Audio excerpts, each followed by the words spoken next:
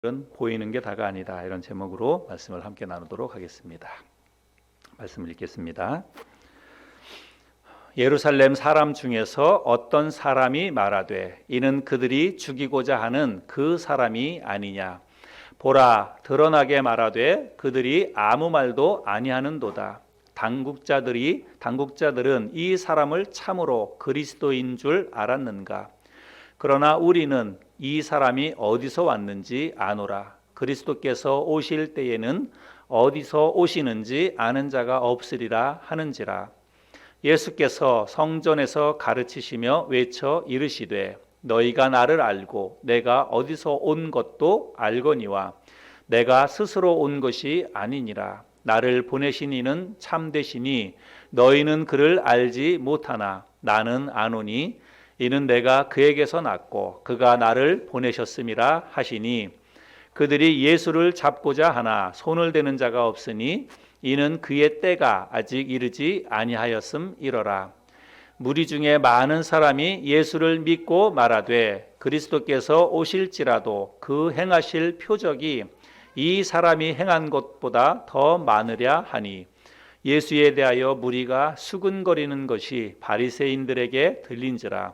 대제사장들과 바리새인들이 그를 잡으려고 아랫사람들을 보내니 예수께서 이르시되 내가 너희와 함께 조금 더 있다가 나를 보내신 이에게로 돌아가겠노라. 너희가 나를 찾아도 만나지 못할 터이요 나 있는 곳에 오지도 못하리라 하시니 이에 유대인들이 서로 묻되 이 사람이 어디로 가기에 우리가 그를 만나지 못하리요. 헬라인 중에 흩어져 사는 자들에게로 가서 헬라인을 가르칠 터인가. 나를 찾아도 만나지 못할 터이요 나 있는 곳에 오지도 못하리라 한 이 말이 무슨 말이냐 하니라. 아멘. 어린 천사와 나이 든 천사, 이 두 천사가 함께 여행을 하다가 어느 가난한 농부의 집에 머물게 되었답니다.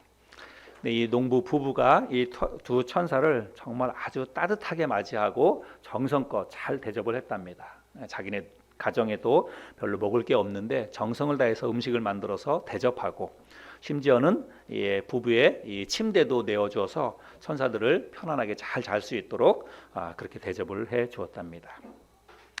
근데 이 두 천사가 편안하게 잠을 잘 자고 다음 날이 되어서 아침에 눈을 떴는데 갑자기 이 농부 두 내외가 허둥지둥대면서 들판으로 뛰어가는 거예요. 그래서 무슨 일인가 해가지고 두 천사가 그 뒤를 따라가 보니까 이 농부 부부가 우유를 짜서 생계를 유지하던 하나밖에 없던 이 젖소가 들판에서 처참하게 죽어 있는 것입니다. 그 모습을 보고 나이 어린 천사가 나이 든 이 천사에게 어떻게 이런 일이 일어나도록 그냥 내버려 둘 수 있느냐고 따져 묻는 거예요. 자기들을 간밤에 그렇게 지극정성으로 잘 대접해 준 이 농부 부부의 목숨과도 같은 그 하나밖에 없는 그 젖소를 왜 지켜주지 않았느냐고 나이 든 천사에게 그렇게 따져 묻는 거지요. 그러자 나이 든 천사가 이렇게 대답을 하더랍니다. 눈에 보이는 게 다가 아니란다. 어젯밤 우리가 농부의 침대에서 편안하게 잠을 잘 때 죽음의 천사가 내려와서 농부의 아내를 데려가려고 했단다. 그래서 내가 그 부인은 절대로 손을 대지 못하도록 하고 그 대신 암소를 데려가려고 했단다.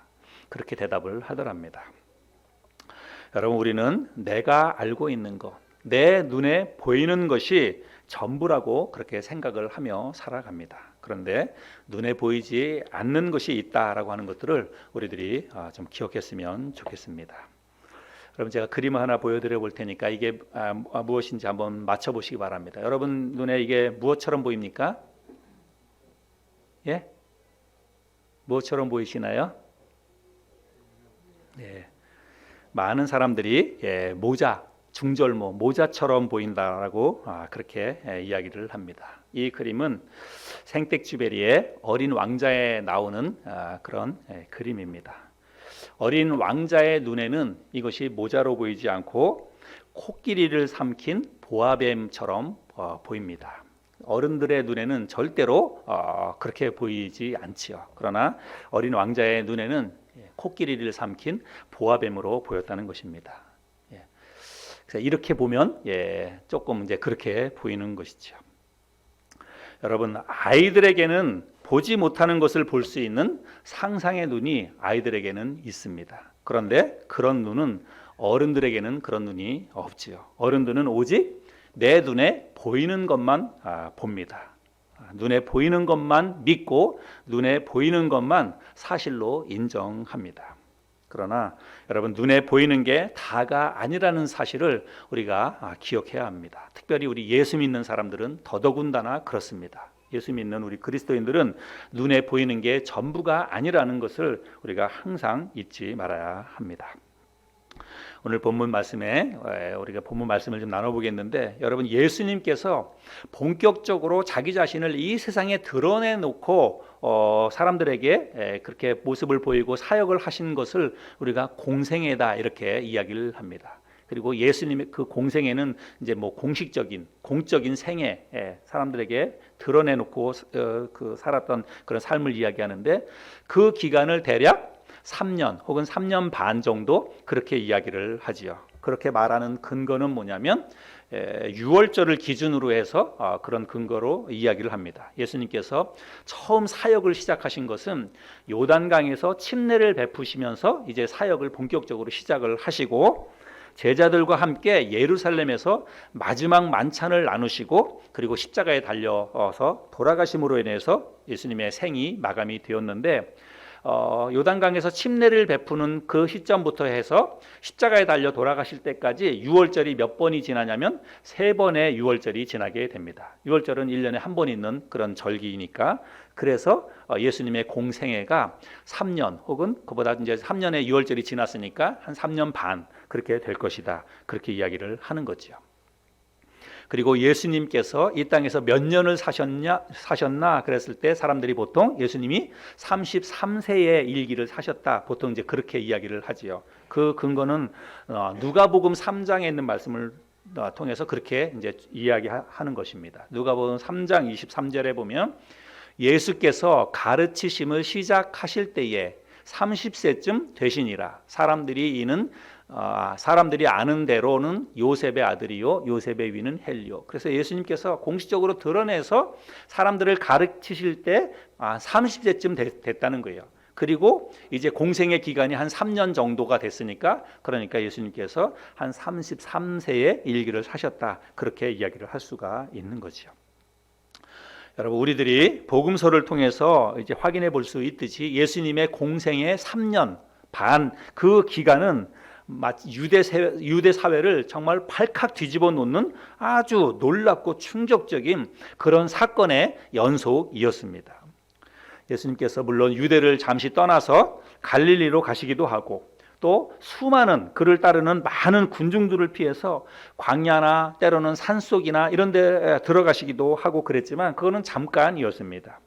대부분 이 공생의 3년 반 기간 동안에 대부분의 시간들을 예수님은 많은 사람들과 함께 보냈습니다. 사람들을 찾아가서 병든 자를 고쳐주시고, 귀신 들린 자에게서 귀신을 내어 쫓고, 그리고 말씀을 직접 회당에서 가르쳐 주시고, 천국 복음을 전파하시고, 그러면서 3년 반의 시간들을 예수님께서 다 사람들과 함께 그렇게 시간들을 보냈다고 하는 것입니다.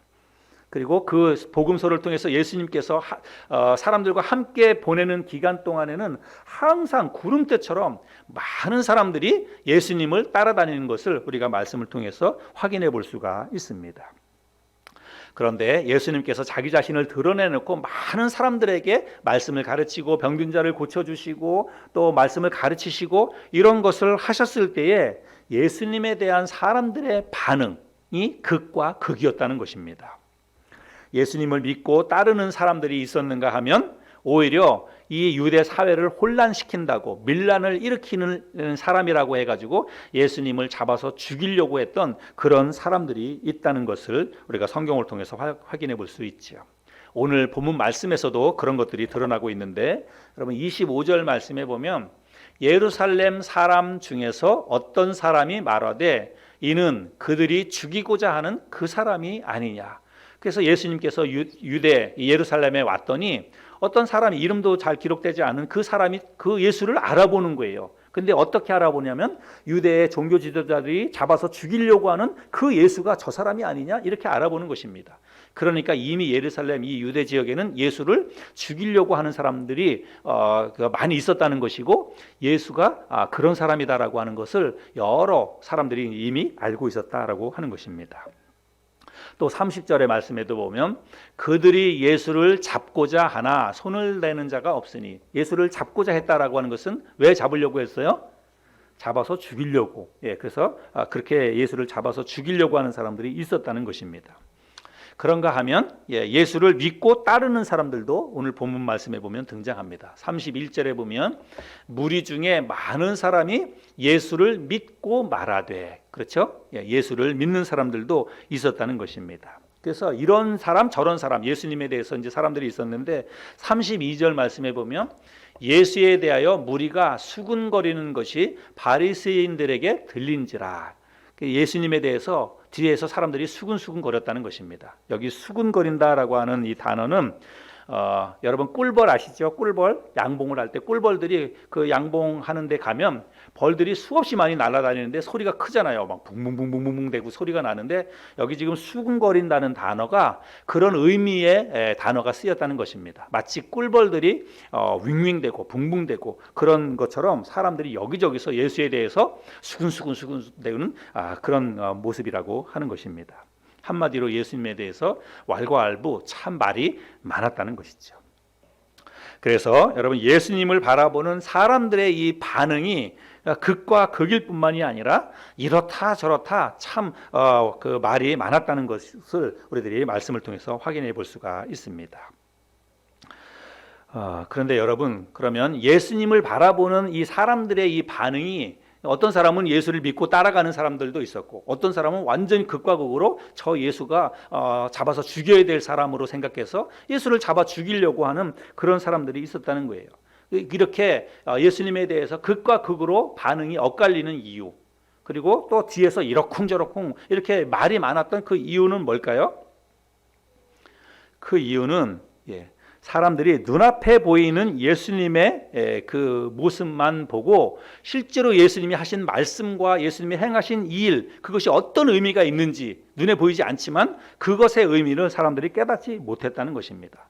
자, 지금 자기들의 눈앞에 있는 그 예수는 어떤 사람이냐면 저 북쪽에 있는 갈릴리 나사렛, 아주 시골이에요. 오늘날로 보자면, 우리의 상황으로 보자면 아주 시골 그런 촌구석입니다. 그런데 그 예수의 출생이나 예수의 부모를 보면 다 아는 거예요. 저 갈릴리 나사렛 그 땅에서 태어난 목수의 아들이라고 하는 것을 다 아는 것입니다. 그래서 눈앞에 있는 예수는 그 예수인데, 그 예수가 하는 말을 들어보니까 이게 너무 놀라운 거예요. 가르치는 게 이 자기들이 그동안 배웠던 이 바리새인들이나 서기관, 이 랍비들을 통해서 배웠던 가르침과는 너무나 다른 놀라운 말씀을 하고 있는 것입니다. 그리고 그 예수가 행한 그 기적, 그런 것들을 보면 이건 사람이 하는 일이 아닌 거예요. 그래서 그런 모습을 보면 굉장히 특별한 사람인데, 실제로 자기들의 눈앞에 있는 예수는 우리와 별반 아무 다를 바가 없는 그저 그냥 촌뜨기 그런 젊은이에 불과하니까 이게 헷갈리는 거예요. 그래서 이 사람들이 이렇게 마음속에 이렇게 혼돈이 오고 그랬던 것은 눈앞에 보이는 예수님의 모습만 보고 예수님이 하시는 말씀에 대해서, 가르침에 대해서 귀를 기울이거나 그것이 어떤 의미일까, 이런 말씀을 하시는 예수가 도대체 어떤 분일까, 이런 기적을 행하시는 예수님이 어떤 능력이 있어서 이런 것을 행하실까, 이런 것은 깊이 생각을 하지 않았다는 그런 이야기이지요. 오늘 본문 말씀만 보더라도 예수님은 이 본문 말씀에 보면 예수님이 내가 누구다, 내가 어떤 존재다라고 하는 것을 예수님이 드러내놓고 말씀을 하십니다.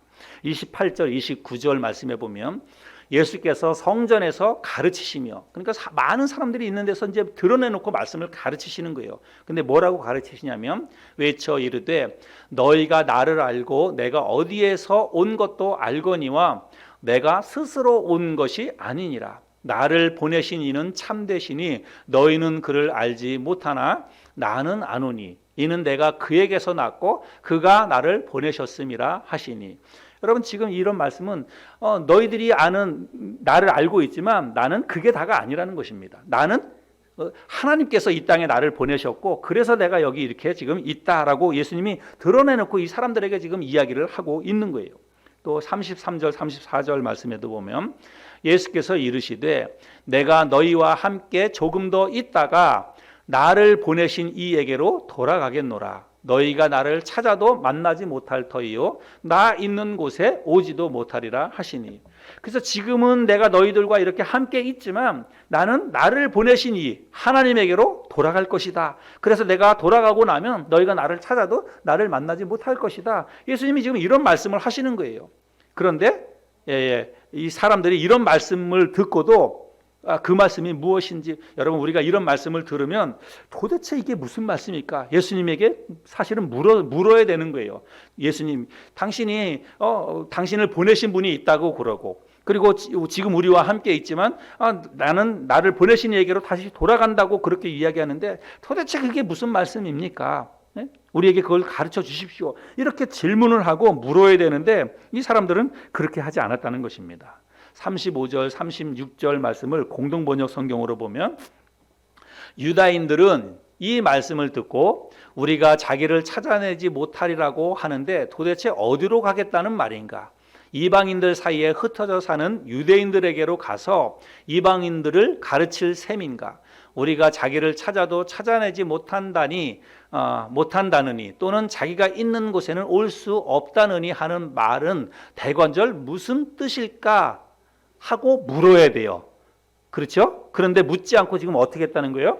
수군거렸다 이렇게 이야기합니다. 여러분 여기 수군거렸다라고 하는 것은 의심의 눈초리를 가지고 뒤에서 이러쿵저러쿵 말만 했다는 것입니다. 그래서 예수님이 나를 보내신 분이 있다. 그리고 내가 너희들과 함께 있지만 나는 나를 보내신 분에게로 다시 돌아갈 것이고 그때는 너희가 나를 찾아도 나를 만나지 못할 것이다. 찾지 못할 것이다. 이렇게 얘기하면 도대체 대관절 저게 무슨 말인가 라고 생각하면서 그 말에 대해서 예수님에게 의미를 따져 물어야 돼요. 가르쳐 달라고. 그런데 묻기보다는 그들이 뒤에서 이러쿵저러쿵 수군거리기만 했다는 것입니다.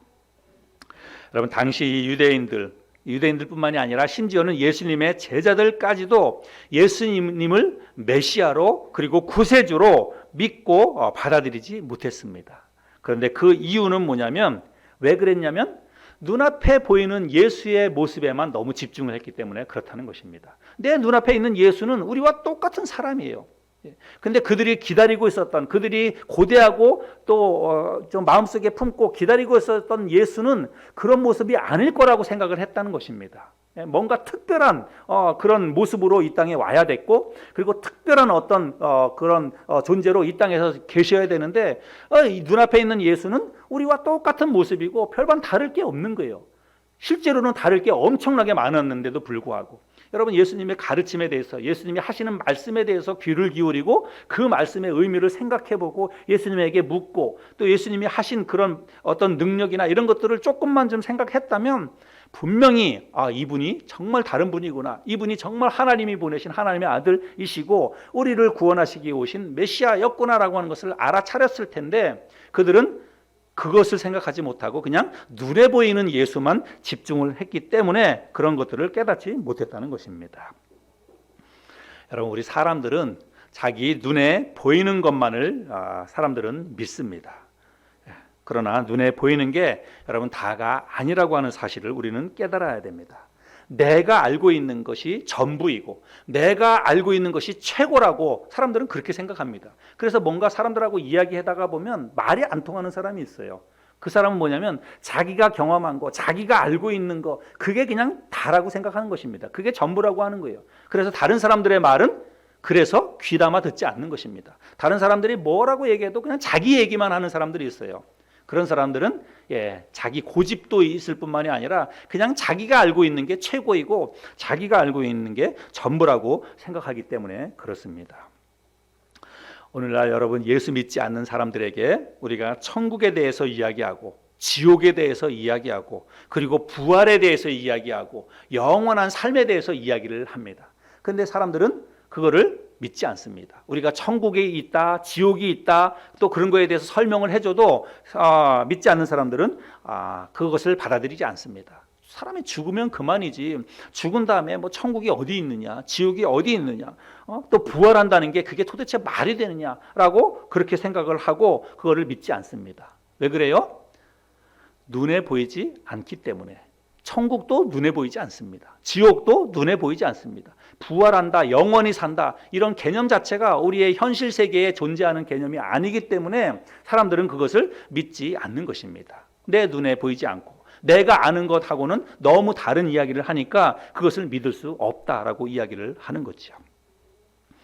당시에 유대인들이 자기들의 눈앞에 있는 그 예수가 정말 이 세상을 구원하기 위해서 오신 진짜 하나님의 아들이시라는 사실을 그들이 볼 수 있었고 그것을 믿었다면, 그분이 천지우주를 말씀 한마디로 만드셨을 뿐만이 아니라 이 세상을 다스리시고 통치하시는 전능하신 하나님이라고 하는 사실을 그들이 진짜로 깨달았다면, 그러면 예수님을 그렇게 대했을까요? 그러면 그 유대인들이 예수님을 십자가에 못 박아서 죄인으로 십자가에 못 박아서 예수를 죽였을까요?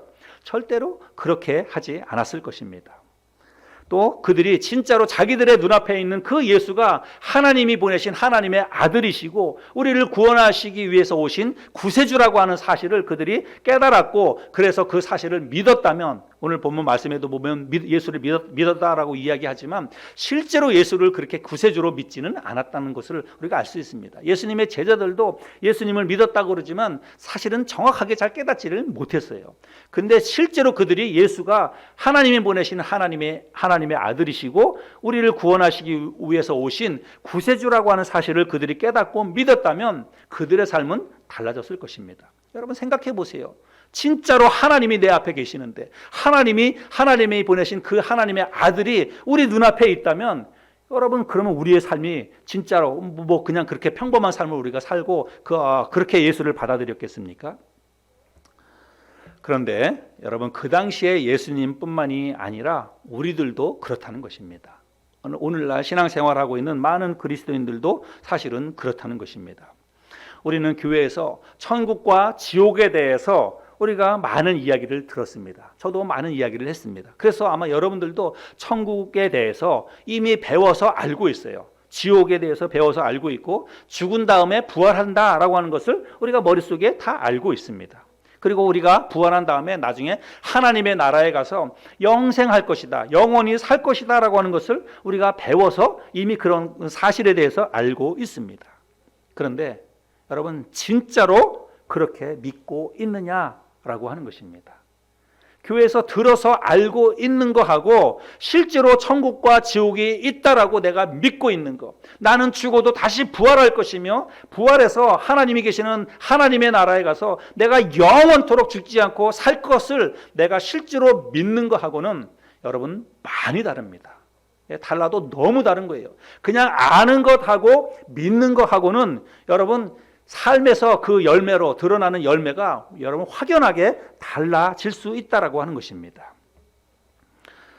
여러분 우리가 천국과 지옥, 부활과 이 영생, 이런 것들은 우리가 예수를 믿는 근본적인 이유와 목적입니다. 우리가 여러분 왜 예수를 믿습니까?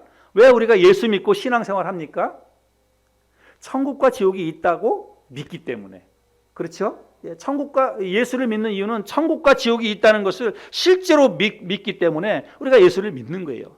부활과 영생도 예수를 믿는 이유와 목적이 됩니다. 그리고 여러분 이 성경, 두꺼운 성경이 있는데 두꺼운 성경의 가르침 가운데, 성경의 교훈, 성경의 어떤 교리 가운데 가장 중요한 핵심적인 교리가 바로 천국과 지옥이에요. 부활과 영생입니다. 여러분 그런 거의 핵심이에요. 성경의 전체를 축약해서 이야기하면 그것을 이야기할 수 있습니다. 하나님이 만드신 이 세상, 예수 그리스도를 통해서 우리에게 하나님께서 예비해 두신 천국과 지옥이 있다. 그리고 예수 믿는 모든 사람들에게는 부활의 소망이 있고 영원한 삶에 대한 약속이 있다는 것을 우리가 믿는 거죠. 근데 이것이 기독교의 핵심적인 가르침이고 교리입니다.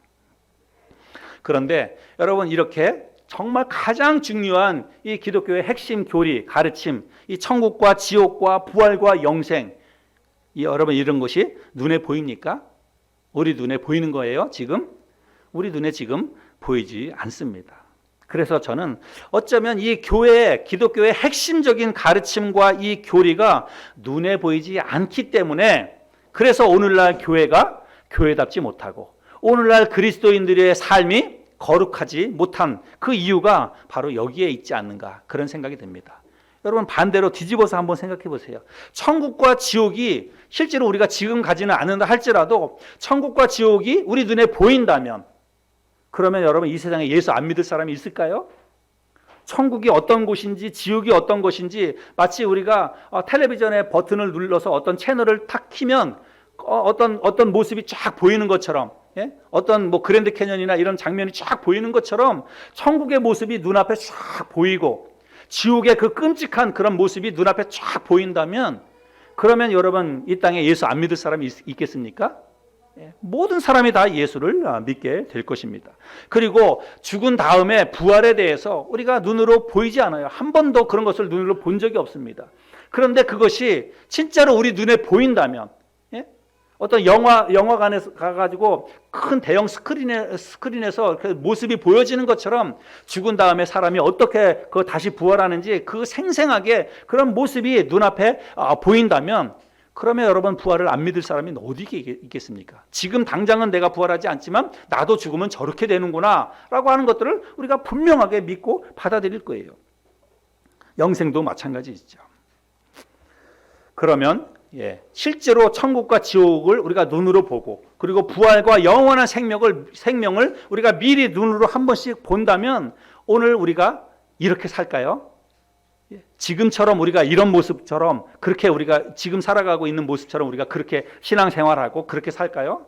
아마 그렇지 않을 거예요. 실제로 천국이 있는 것을 보고 실제로 부활하는 모습을 보고 그러면 우리는 이미 이 땅에서의 삶을 그냥 초월해서 그런 모습으로 우리가 얼마든지 살아가게 될 것입니다. 정말로 능력 있는 삶을 살게 될 것이고 감사하면서 기뻐하면서 소망 가운데 나도 저 천국에 빨리 가고 싶다. 여러분 그 천국의 모습을 한 번만 눈으로 본다면 이 땅에 있는 게 여러분 뭐가 얼마나 아무리 좋은 게 있어도 그게 눈에 들어오겠습니까? 그렇죠?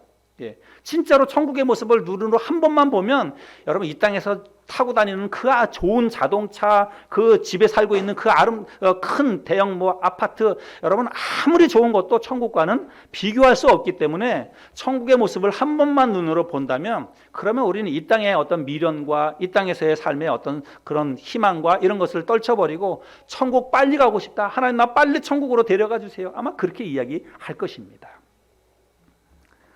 그 당시 유대인들처럼 오늘날 사람들은 믿는 사람이나 믿지 않는 사람들이나 모두가 다 눈에 보이는 것만 믿고 자기가 지금 알고 있는 게 최고이고 전부라고 생각하면서 그렇게 살아갑니다.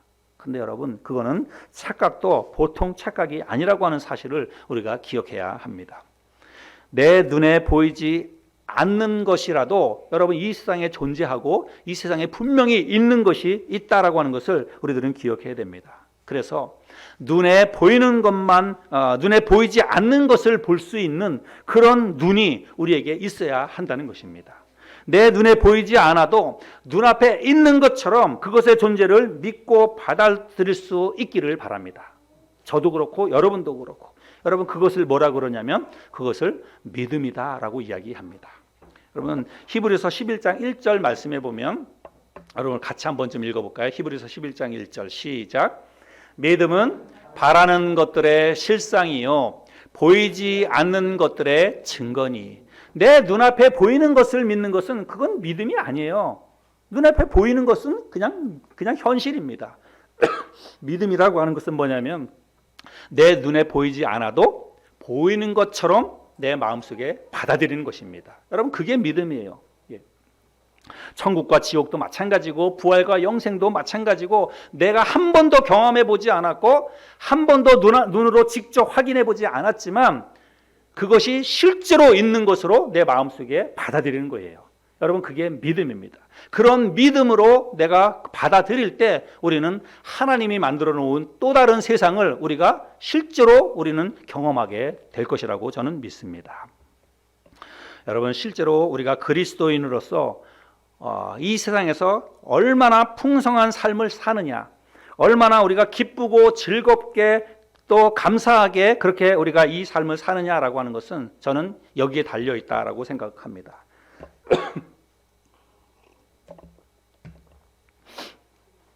여러분 예수 믿고 신앙생활 하는 게 여러분 정말 기쁘고 감사합니까? 여러분 대답해 보세요. 예수 믿고 신앙생활 하는 게 정말로 기쁘고 감사합니까? 예. 아멘 하지만 아멘 안 하시는 분들도 계시고, 예. 근데 여러분 정말 한번 우리 자신들을 생각해 보세요. 솔직하게 내가 정말 예수 믿고 신앙생활 하는 게 난 너무 기뻐요. 너무 감사해요. 너무 행복해요. 여러분 실제로 예수 믿는 사람들에게 정말 속마음을 한번 이야기해 보라 그러면 아마 정말 너무 기뻐요. 난 너무 행복해요. 정말 오늘 죽어도 난 뭐 여한이 없어요. 아마 그렇게 대답하는 사람들은 제가 볼 때 그렇게 많지 않으리라고 생각합니다. 솔직하게 우리가 한번 우리 자신들을 한번 이야기해 보면 저는 그럴 거라고 생각이 됩니다. 정말 내가 예수 안에 들어와 가지고 나는 삶이 너무 풍성하다, 너무 기쁘다. 우리가 뭐 풍성하다라고 하는 것은 내가 많이 가졌기 때문에 풍성하냐? 여러분 그렇지 않아요. 우리보다 훨씬 더 많은 것을 가진 사람들도 항상 부족하다고 생각하고 항상 모자라다고 생각하고 불평불만을 많이 갖고 살아가는 사람도 많이 있어요. 그래서 풍성하다, 내가 얼마나 풍성한 삶을 사느냐라고 하는 것은 가진 것의 유무에 달려있지 않습니다.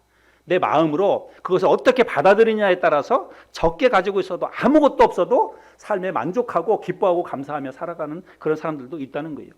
여러분 이건 뭘 얘기하는 거냐면 눈에 보이는 것만을 우리가 추구하고 눈에 보이는 것만을 가지고 이 세상을 판단하느냐 아니면 눈에 보이지 않아도 있는 것처럼 마음속에 믿고 살아가느냐에 따라서 이런 것이 달라진다고 하는 것입니다.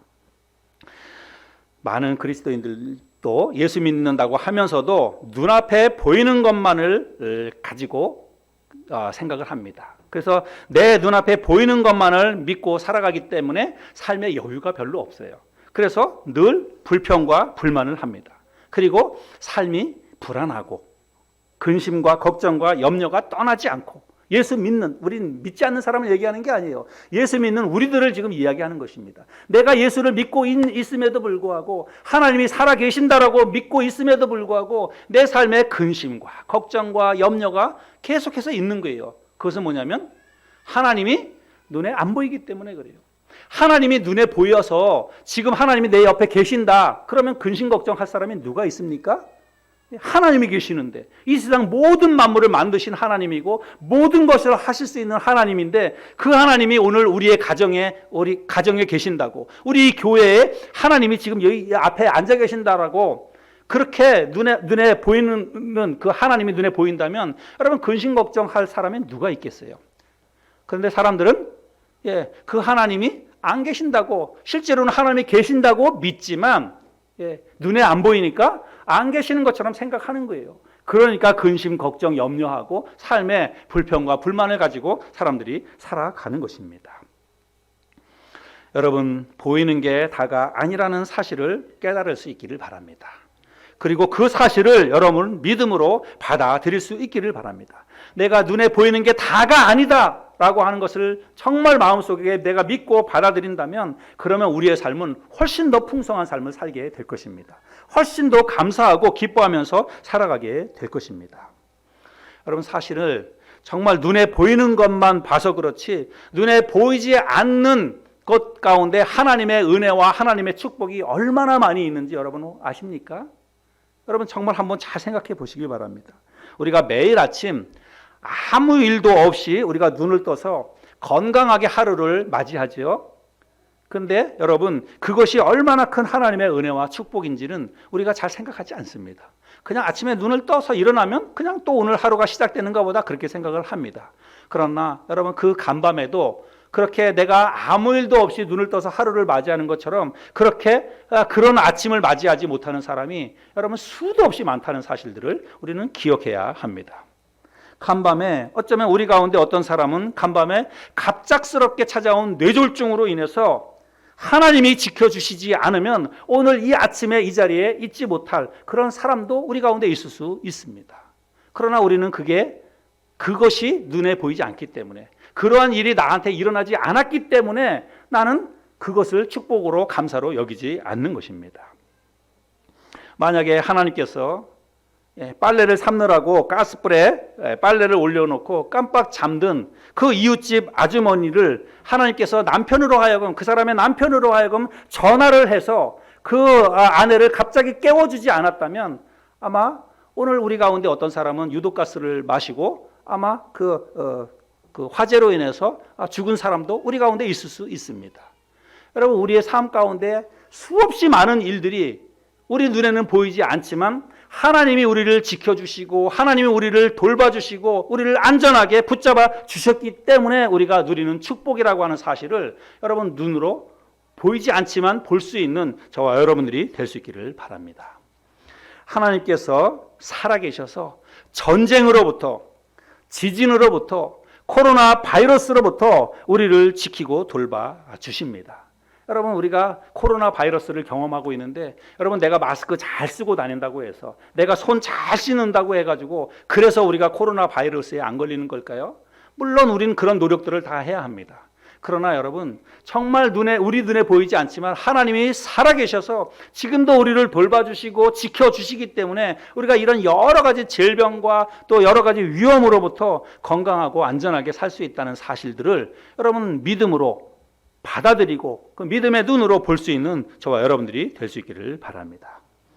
하나님은 지금도 살아계셔서 음주 운전자로부터, 흉악한 강도로부터, 변태 강간범으로부터 나와 우리의 자녀들, 우리의 어린 자녀들, 우리의 딸들을 하나님이 계속해서 돌봐주시고 지켜주신다는 사실들을 여러분 볼 수 있기를 바랍니다.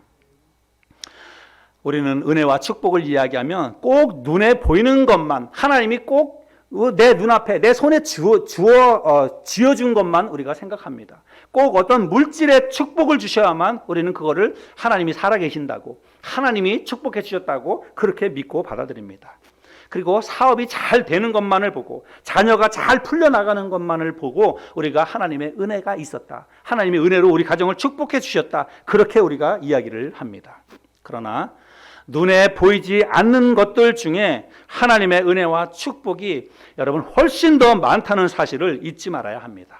그리고 그것을 볼 수 있는 믿음의 눈이 우리에게 열려야 한다는 것입니다. 자, 제가 여러분 다시 한번 이 그림을 보여드려 보겠습니다. 여러분, 이게 무엇으로 보이나요? 여러분, 이게 무엇으로 보여요? 또 아직까지도 이게 모자로 보이시는 분이 계십니까? 이 그림은 코끼리를 삼킨 보아뱀입니다. 이것을 모자가 아니라 코끼리를 삼킨 보아뱀으로 보려면 여러분 어린아이와 같은 순수한 마음, 어린아이와 같은 순수한 눈, 그것이 있어야 하는 것입니다. 그런데 우리들이 살아가고 있는 이 세상은 물질이 전부라고 이야기합니다. 네 눈이 보이는 게 다다, 네가 보는 게 전부지 눈에 보이지 않는 게 어디 있느냐라고 그렇게 이야기를 합니다. 그러나 여러분, 보이는 게 다다라고 이야기하는 것은 여러분 철저하게 하나님을 대적하는 무신론적인 사상이라고 하는 사실들을 우리는 기억해야 합니다. 하나님의 은혜와 축복은 어쩌면 눈에 보이는 것보다, 실제로 우리 가정에 물질로 축복해 주신 것보다 내가 눈으로 보지 못하는 것, 나를 돌봐주시고 지켜주시고 여러 가지 사고와 질병과 위험으로부터 우리의 가족을 한 사람 한 사람을 하나님이 다 지켜주시고 돌봐주셨기 때문에 오늘 우리가 이렇게 편안하게 그리고 건강하게 아무 일 없이 하루를 살 수 있으며 하나님을 예배할 수 있다고 하는 사실들을 우리가 기억했으면 좋겠습니다.